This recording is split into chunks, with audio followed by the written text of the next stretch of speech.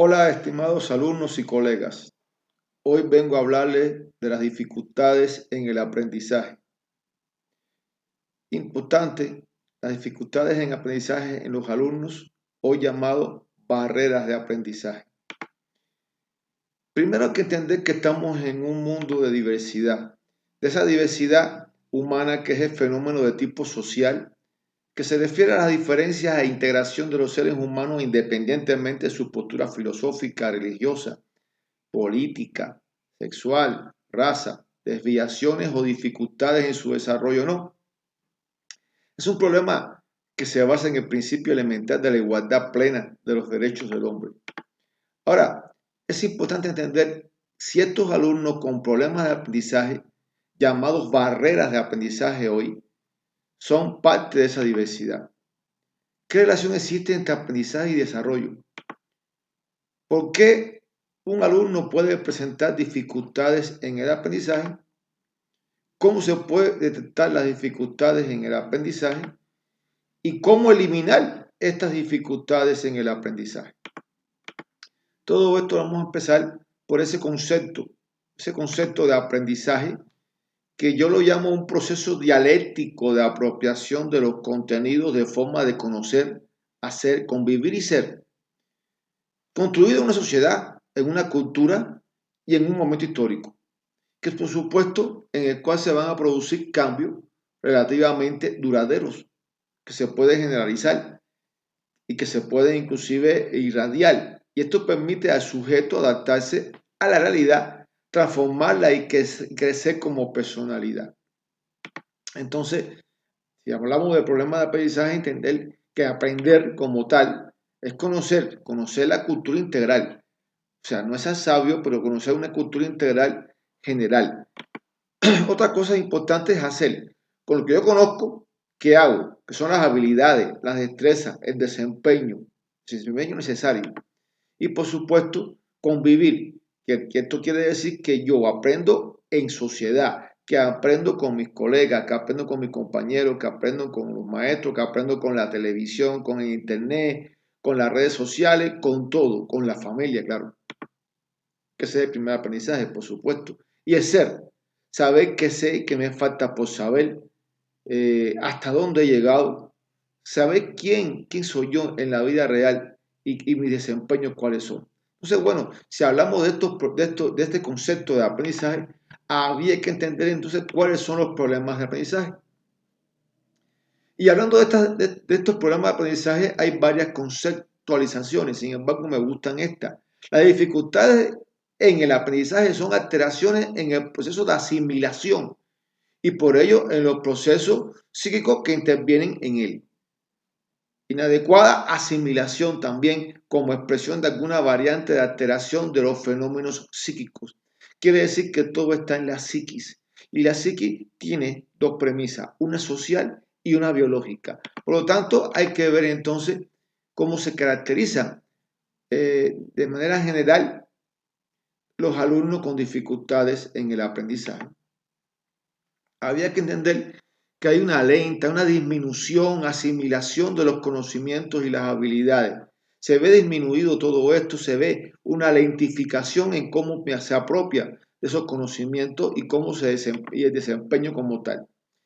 Muchas veces ante las actividades docentes se distingue a este estudiante del grupo de su clase, colocándose en un rendimiento muy por debajo de ese aprovechamiento promedio del grupo, ¿no? Y no me gusta hablar y generalizar a un grupo, pero sí entender de que es un alumno que está muy por debajo del desempeño y del aprovechamiento y la apropiación de ese conocimiento del grupo. Se observan particularidades pedagógicas como son, primero que todo, existencia de lagunas, a veces océanos, muchas veces, de habilidades previas a la edad cronológica que posee. Quiere decir que lo que tenía que haber aprendido antes, pues no lo ha aprendido. Y está muy por debajo de lo que debería de saber en esas edades. Hay un predominio de un nivel reproductivo de las actividades. Sí, reproduce las actividades, pero no la razona. Quiere decir que se la aprende de memoria, quizás, pero no es razonada, no es coordinada. no permite aplicar de forma independiente una tarea específica. Quiere decir que limita la independencia, la forma de pensar, sino que repite memorísticamente. Esto me recuerda mucho a mis colegas, mis alumnos, mis compañeros también, inclusive hasta compañeros de estudiantes, cuando yo estaba en primaria, en secundaria, cómo se aprendían las cosas de memoria. Y existían muchas veces inadecuados hábitos de aprendizaje. Esto se expresa con una confrontación constante que hace con el criterio del maestro. Muchas veces denota inseguridad en esos conocimientos. Y bueno, es un alumno que necesita aclaraciones constantemente, repetir los ejercicios, casi siempre con necesidad de más de un nivel de ayuda por parte de la mediación del profesor en la ejecución de la actividad. Otra cosa importante en esta parte es la participación en clase que se activa de forma inestable. Quiere decir que no en todas las clases este alumno va a ser sistemático ni que va a estar en todo momento activo en la clase, sino que simplemente de manera inestable. Sus intereses en el conocimiento también son inestables. No obstante, a veces se motivan y son curiosos por algo nuevo, que le interese, que lo motive, que lo movilice extraordinariamente a hacer a veces esfuerzo. Y si el maestro se percata de ello, qué bueno. Ahora, su actitud ante las dificultades es lastimosa, lo cual se manifiesta en tendencia de buscar una vía más factible de realizar las actividades docentes. No, no sé esto, no sé cómo estoy, no me acuerdo de nada, no sé. La verdad que yo entonces no lo entiendo. Otras veces se trata de evadir la realización de las actividades asignadas y finge sentirse mal. No, yo me siento mal, me duele la cabeza, yo tuve fiebre, en fin, estuve muy mal ayer y se considera muy difícil para él y lo que hace es decir que se siente mal, que está enfermo. Hay una reducida capacidad de trabajo ante las actividades docentes. Es un rasgo muy frecuente en estos alumnos con dificultad de aprendizaje. El mismo se hace evidente cuando el niño tiene que dominar nuevos métodos, nuevos procedimientos en un ejercicio, una actividad o en un problema dado. Se pone de manifiesto con el poco esfuerzo cognitivo. O sea, hay muy poco esfuerzo para aprender, para apropiarse del conocimiento, sobre todo ante tareas complejas y difíciles. Y bueno, aumenta las dificultades de la atención. Quiere decir que para atender una clase le es más difícil. Es un estudiante que llega en un momento en que no parece estar escuchando, que están, pero no están. Inclusive con la cabeza, asientan la cabeza como que si estuviera escuchando, pero verdaderamente no están escuchando. Y muchos de nosotros hemos pasado en una reunión, en un lugar que hemos estado mirando a las que está hablando y verdaderamente ni estamos atendiendo lo que está diciendo y decimos que sí. Y la gente cree que estamos atendiendo. Y así están muchos de estos estudiantes que lo ven sentados, están ahí pero no están. Y muchas veces ni escucha lo que explica el profesor ni participa en la clase. Demuestra preferencia por aquellas actividades escolares que no requieran un gran esfuerzo intelectual. Por ejemplo, le gustan las actividades prácticas, los deportes o la parte artística. Bueno, entonces hay que tener como potencialidad estas partes para tenerla como motivación para buscar entonces el aprendizaje. Y bueno, muchas veces en ese protagonismo estudiantil que se pierde dentro del salón de clase, lo adquieren ese protagonismo en el deporte, en las actividades culturales o en otras actividades menos productivas, más negativas, que tienen que ver con indisciplina y con otras cosas, ¿no? Fuera inclusive de la escuela. Hay una dificultad en la autorregulación que se expresa también en el lenguaje. Muchas veces afecta la calidad de su expresión oral y escrita, sobre todo en la estructuración gramatical del lenguaje. Pueden ser frecuentes las respuestas verbales fragmentadas con poca riqueza de vocabulario. Son alumnos que responden con monosílabos, sí, no, ajá, sí, puede ser, quizá, pero no es un alumno que sea seguro en lo que está diciendo y por supuesto eso hace que tenga un lenguaje pobre y también una redacción pobre por falta de conocimiento. Posibles causas. Vamos a ver las posibles causas de las dificultades de aprendizaje. Y quiero decirle que se ha detectado que más de un 70-80% es de origen social y que entre un 20 y un 25% es de origen biológico, una afectación, ¿no? Vamos a ver entonces esta parte. Una de las tareas fundamentales del docente, y quizás la más importante ante la problemática de los estudiantes que tienen problemas en aprendizaje, que no aprenden al ritmo de los demás, es buscar el motivo, la causa por la cual ocurre esto. Hay muchas interrogantes que se puede hacer un maestro, pero hay varias que para mí la primera que tengo que ver es que si verdaderamente he usado métodos de enseñanza, de demostración, etcétera, etcétera, correcto. Se utiliza métodos adecuados de estudio el alumno, si verdaderamente el alumno estudia. Si asiste regularmente a clase, pues si es un alumno que tiene muchas ausencias, pues va a tener también problemas de aprendizaje.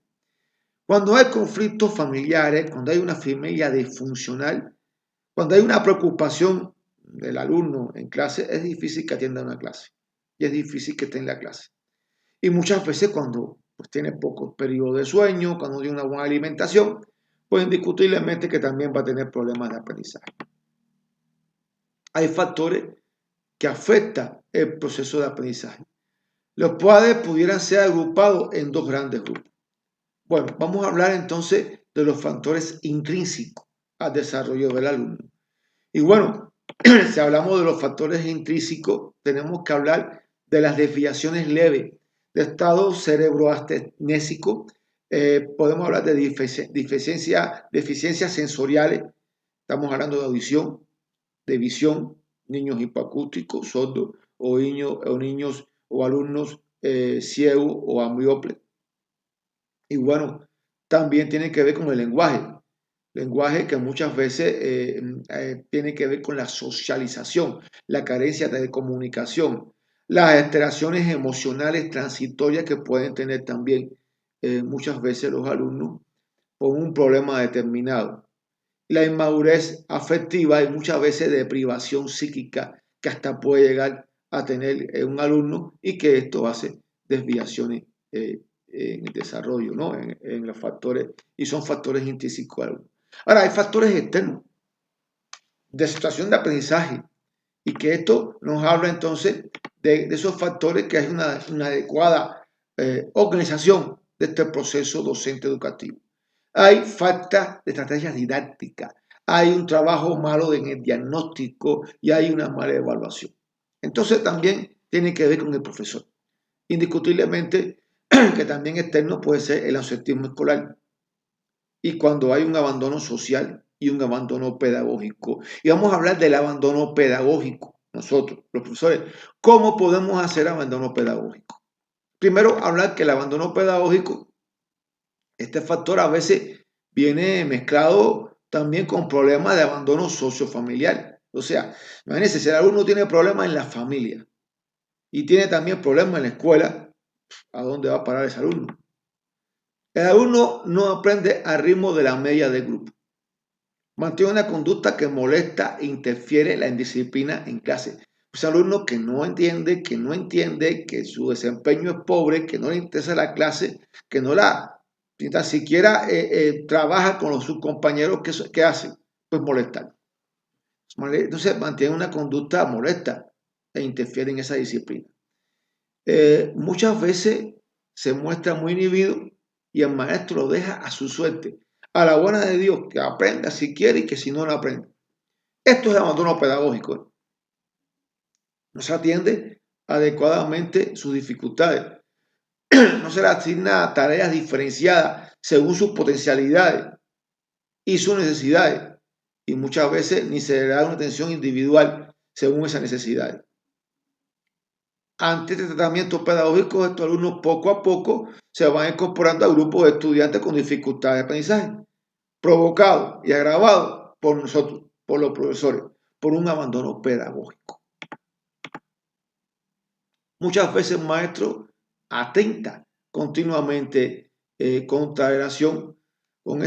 ¿Por qué? Porque muchas veces de frente al mismo grupo o en una visita lo evidencia, habla sobre eso. Y esto es bastante negativo, ¿no? Pues muchas veces ante los compañeros le dice, no, es que fulanito tiene muchas dificultades, muy tope, no sé qué voy a hacer con fulanito porque no aprende nada. Y bueno, imagínese usted qué problema, ¿no? Y él lo escucha.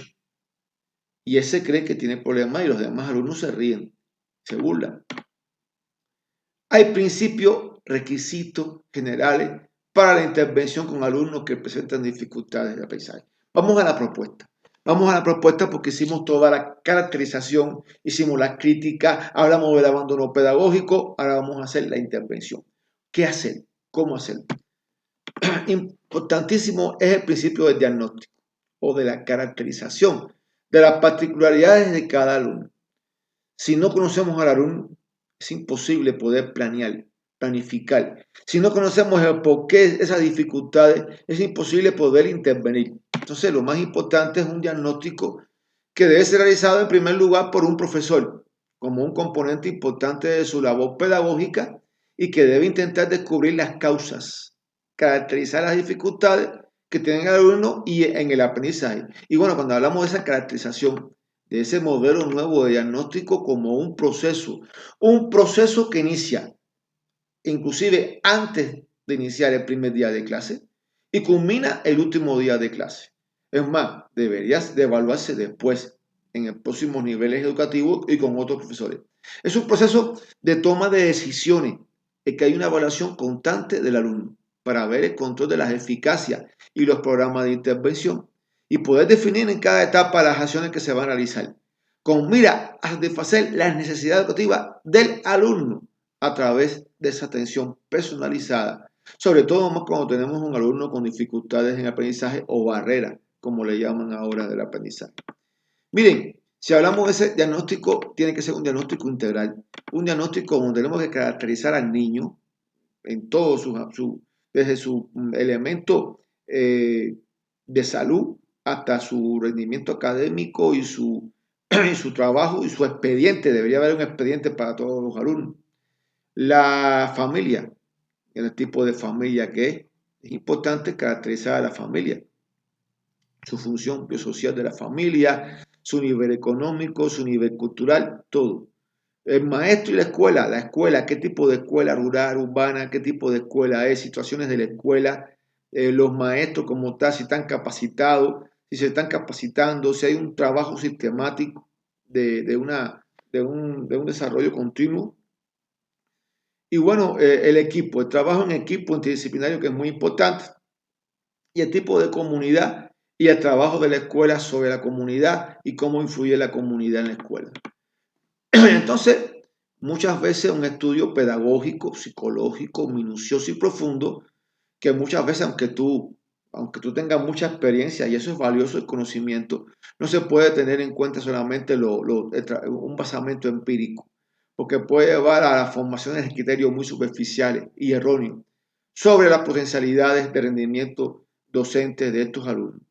Entonces, la tarea del maestro debe de sobrepasar esos límites de intuición pedagógica para una parte metodológica, científica fundamentada con argumentos mediante la recopilación de datos de métodos empíricos de investigación que recupere todas las necesidades que puede tener el alumno y las potencialidades mediante ese diagnóstico.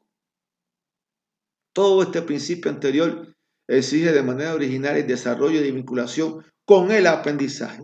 De ahí que el concepto hay que hablar entonces de lo que Vygotsky habló y de que el paradigma sociohistórico nos habla de ese concepto de desarrollo próximo que se sintetiza en esa concepción de plantear que la distancia entre el nivel de desarrollo actual, que se determina mediante tareas con ayudas, con niveles de ayuda, y de manera independiente cuando verdaderamente es posible y cuando logra solucionar los problemas sin ayuda y del adulto, sin ayuda del maestro y sin ayuda de sus compañeros. Y entonces esto es un basamento de la zona de desarrollo que plantea Vygotsky, zona de desarrollo actual, zona de desarrollo próximo y potencial del paradigma socio, histórico y cultural.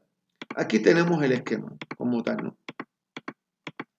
Este esquema que es muy importante comprender de lo que debería caracterizarse en ese alumno con problemas de aprendizaje en la zona de desarrollo actual. de cómo voy a trabajar este proceso de tránsito de la zona de desarrollo actual hacia los propósitos y el futuro que queremos obtener, ¿no?, en ese alumno. Y para eso debo de contar con quién, con la familia, con la comunidad, con la escuela, con los amigos, con todo.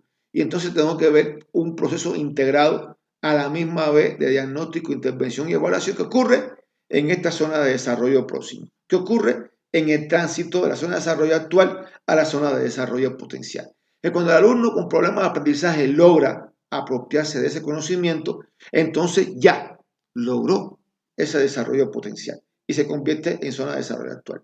Claro, esto es un proceso dialéctico de desarrollo, donde Vygotsky se basa en el materialismo, en la doctrina filosófica materialista dialéctica de Marx, de Engels y Lenin. Ahora, hay principios de la aceptación en relación maestro-alumno. Este principio es muy fundamental. ¿Por qué? Porque hay que rodear todo el aula de una atmósfera agradable, amistosa, que permita la individualidad y la autoexpresión. Al mismo tiempo que se respeten los intereses colectivos, propicia una situación estimulante y de valor tanto para el grupo y el maestro como para sí mismo. Quiere decir que hay que rodear este ambiente y son los ambientes de aprendizaje. Ahora, hay un principio del enfoque diferenciado o individual. El programa tiene que ser activo. Debe de apoyarse necesariamente en el supuesto de que los alumnos aprenden de forma diferente. Nadie aprende igual, aun cuando su rendimiento general corresponde a ese nivel promedio del estudiante de su edad y de su grado. Las capacidades, las habilidades, las necesidades tienen características peculiares en cada uno de los estudiantes. Sin tener en cuenta esta individualidad, no es posible una enseñanza verdadera. Ahora, importante es el trabajo psicopedagógico que debe ir dirigido a la familia, a la escuela, a la comunidad y al alumno. Esa teología familia, escuela y comunidad que va a influir en el desarrollo de la personalidad de ese alumno. Tanto en el ambiente escolar, comunitario como familiar, debe desempeñarse tareas de responsabilidad, de complejidad. De ahí es muy importante el trabajo conjunto, escuela con familia, escuela comunidad, comunidad familia. Y no estamos hablando de lo que hablamos, ese diagnóstico de la realidad que hay que hacer y que es muy importante. Si hablamos de diagnóstico, diagnosticar de realidad de la familia, de la escuela, de la comunidad, del alumno, también intervenir en esa realidad. Y quiere decir que tenemos que contextualizar todos los problemas que existen en esa comunidad para buscar un proyecto, una propuesta y después hacer el codiseño, que sería la planeación de las estrategias para resolver los problemas de aprendizaje. Y bueno, hay que reforzar también muchas veces positivamente la conducta de su edad. Ignorar o no criticar las conductas regresivas, porque esto es muy importante. ¿Qué rol debe de jugar el profesor? El profesor debe dirigirse esencialmente a repensar nuevas formas de metodologías activas que propicien el diálogo, la reflexión entre los participantes de este proceso. Y cuando hablo de representantes o participantes de este proceso, hablo de los alumnos, de los compañeros del alumno y del profesor y de la familia y de todo lo que tiene que ver con la formación del alumno. Y bueno, estamos hablando de que partiendo del conocimiento de las características, personalidades de cada uno de sus alumnos, potencialidades, necesidades, intereses, lo cual apunta a ser capaz de conocer los ritmos de aprendizaje de un grupo de trabajo para trazar estrategias educativas a emplear. De ahí que la estrategia debe promover la atención a la diversidad y el aporte de cada uno de los miembros del grupo. Esto es muy importante porque si hablamos de una diversidad, ese alumno con problemas de aprendizaje está dentro de esa diversidad, está dentro de un grupo. El grupo le aporta a él. Llegará un momento en que en el aporte del grupo y va a lograr él también aportar al grupo. Y eso es lo que se quiere en ese aprendizaje. Hay que potenciar a las generaciones, a la generación de habilidades sociales, que esto es muy importante porque la comunicación social le va a permitir al alumno interactuar exitosamente y le va a permitir aceptar el grupo, estar dentro del grupo y por supuesto aprender del grupo. De ahí es muy importante entender entonces que trabajamos con estrategias de didáctica desarrolladora. ¿Qué cosa es un aprendizaje desarrollador? Aquel que garantiza en el individuo la apropiación activa creadora de la cultura, propiciando el desarrollo del autoperfeccionamiento de su autonomía, autodeterminación, en íntima conexión con los necesarios procesos de socialización, compromiso y responsabilidad social. Esto lo plantea Beatriz Castellano, una colega del Instituto Pedagógico Enrique José Barona, de allá de Cuba, y que verdaderamente nos da un concepto bastante real de lo que sería un aprendizaje desarrollador para entonces tener en cuenta las estrategias de la didáctica desarrolladora, cómo sería ese aprendizaje. Si Makarenko nos habla entonces en aquella época de que la educación en la colectividad y el método individual son dos aspectos de un proceso único al cual le llamó pedagogía de la acción paralela, que deben de expresar que con ello que deben de llevarse a cabo de forma simultánea, puntualizando que nunca la educación basada en el colectivo puede desconocer, anular la individualidad, que sí es importante trabajar en colectivo, pero nunca anular tampoco lo individual. En la elaboración y la ejecución de plan de intervención individual dentro de lo grupal, fíjense bien, plan de intervención individual dentro de lo grupal debe tenerse en cuenta requisitos básicos que faciliten la eficiencia del mismo. Entre ellos va a enseñarse lo siguiente. Hay que estudiar y tratar cuidadosamente y sensible y analítica cada alumno. Hay que considerar los rasgos específicos de la edad y de la individualidad. Hay que precisar los componentes o procesos que están afectados.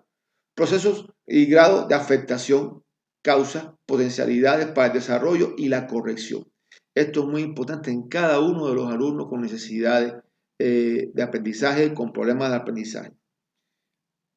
Es importante crear una experiencia positiva en la colectividad, destacando los logros de cada alumno en las actividades. Entonces, aunque sea mínimo, hay que buscar la manera de destacar esos logros dentro del colectivo, porque eso aumenta la autoestima del alumno dentro de la parte de la regulación inductora de la personalidad, o sea, de la parte de la esfera afectiva y emotiva.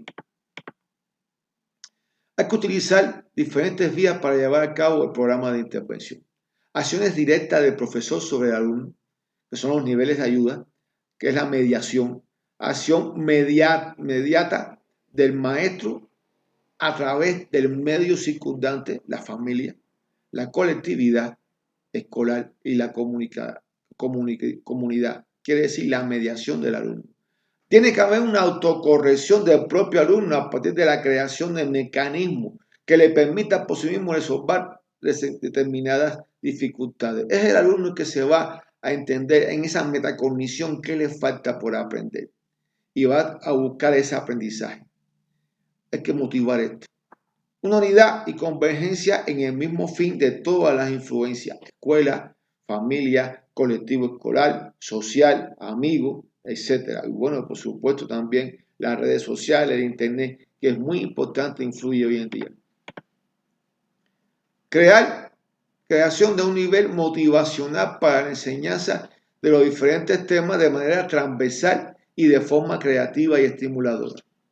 Estamos buscando la manera, en este caso, de cuando hacemos la caracterización de ese diagnóstico, buscar cuáles son las motivaciones del alumno para, mediante esas motivaciones, trabajar entonces los diferentes temas en esa transversalidad natural, porque es una educación natural, porque se habla de aprender transversal y buscar esa creatividad mediante la motivación sobre el tema que quisiera que le hablaran, que es lo que está motivado, lo que le interesa, y buscar entonces de manera transversal meterle ciertos temas que tienen que ver con lo que queremos desarrollar como propósito de conocimiento. La motivación por cualquier actividad es un factor muy importante para el éxito de la misma. El programa de intervención debe ser confeccionado con un sistema de actividades motivante, atractiva para el alumno, lo cual depende de la variedad, de la belleza, de la vinculación de sus intereses y con la vida cotidiana, y dosificar los niveles de complejidad. Quiere decir que entonces tengo que buscar a partir de motivos algo verdaderamente que tenga que ver con esas didácticas desarrolladoras que busque la manera de verla de manera colectiva y que tengo que ir dosificando esos niveles de complejidad de lo más general a lo más particular, de lo más fácil a lo más complejo, de manera tal de que también motive a la socialización y a partir de esta socialización, de esa comunicación, los motive a aprender, a buscar. La enseñanza creativa debe de estimular ese deseo de aprender. Sin embargo, muchas veces se limita esa enseñanza creativa, muchas veces por el uso burocrático de que tenemos los profesores de trabajo, muchas veces administrativos, y por supuesto se pierde mucho tiempo en esas planificaciones que se tienen que entregar muchas veces días antes, bastante negativo esto porque debe ser el día anterior. ¿Por qué? Porque tú no conoces ni qué va a pasar en los próximos 5 días. Y esto verdaderamente el profesor siempre trabaja con un currículo oculto cuando debería de ser un currículo abierto a sus directivos y a todos, ¿no? Entonces, es muy importante la creatividad que la mata estos procesos que tenemos todavía burocráticos, administrativos, normativos, y tenemos que tener un poco más de libertad. Un poco más de libertad para inclusive cambiar diseños curriculares, adaptarlo a mis necesidades para este alumno. Cuando hablamos de diseño curricular estamos hablando de lo que se llama, por ejemplo, ese programa sintético. Crear en el alumno una actitud optimista hacia su progreso. Quiere decir que el alumno, el maestro tiene que transmitir ese optimismo, que tú vas a lograrlo, que tú vas a aprender, que tú puedes hacerlo. Entonces, cualquier éxito, muchas veces, por pequeño que sea, va a producir un efecto motivacional favorable. Y hay que dárselo a entender al alumno, hay que enseñárselo, hay que inclusive estimularlo. Los errores deben señalarse, sí, es verdad, pero hay que explicar al alumno la naturaleza de su dificultad más que el error. ¿Por qué te pasa esto? Hay que explicarlo. ¿Cómo superar todo esto? Y importante es decir que tú vas a poder resolverlo, que el alumno siempre va a poder resolverlo. La no segregación de los alumnos con fines correctivos. Muchas veces hacemos grupos de alumnos con problemas de aprendizaje, 1, 2 o 3, y se nos queda después de clase. Y esto es negativo. La intervención correctiva, a diferencia individual, debe hacerse de tal forma que no propicie cualquier actitud de segregación por parte del colectivo. Hasta donde sea posible, un alumno con dificultades trabajará en las mismas actividades que el resto del grupo y no actividades diferentes y no después que termine las clases, porque esos alumnos con repaso, esos alumnos que tienen problemas que se quedan después, los demás alumnos lo van a ver diferente, inclusive es motivo muchas veces de burla. Entonces, no debe continuamente el maestro proclamar frente al grupo una atención muy particularizada que le va a dar al alumno, porque se van a dar cuenta los demás que hacia ese alumno tiene un trabajo más intenso. Ellos pueden reforzar una autovaloración inadecuada. El alumno se va a ver con una autoestima muy baja y eso forma una autoimagen de un ente extraño, de que está allí, pero no está. O sea, esa actitud del maestro, más que resolver dificultades, va a agravarla, va a reforzar la disminución de esa autoestima. Todo esto hace que hay que transformar entonces la vida en la escuela, de modo que se puedan vivenciar prácticas sociales e intercambios académicos que induzcan a la solidaridad, a la colaboración, a la experimentación compartida, así como a otro tipo de relaciones con el conocimiento y la cultura, que estimule la búsqueda, el contraste, la crítica, la iniciativa y la creación, o sea, la creatividad. Esto que tenemos que buscar. Y lo tenemos que buscar los docentes para trabajar con estos niños con necesidades educativas especiales que tienen problemas de aprendizaje. Hasta aquí lo que más o menos yo quería con ustedes compartir. Así que muchísimas gracias.